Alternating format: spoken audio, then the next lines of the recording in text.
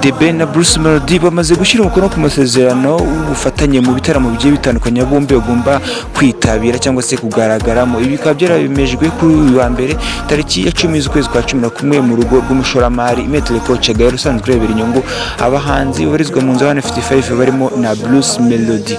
Ku ikubitiro ibitaramo bagomba kwitabira ni igitaramo by'umwihariko gitegurwa na The Ben cyise The New Year's Groove ngaruka mwaka season ya kabiri izaba ku tariki ya 2 z'ukwezi kwa mbere kikabera muri BK Arena, dore ko season ya mbere n'ubundi yari yabaye mu mwaka washize, akaba igitaramo kitabiriwe n'abahanzi bo mu Rwanda ndetse by'umwihariko n'umuhanzi wo mu gihugu cya Kenya uzwi ku izina rya Otile Brown. Nubwo ari ibitaranozwa neza gusa byamaze kwemezwa ko buri umwe agomba kuzajya ahabwa sheke ya miliyoni 10 y'imiteguro mbere y'igitaramo.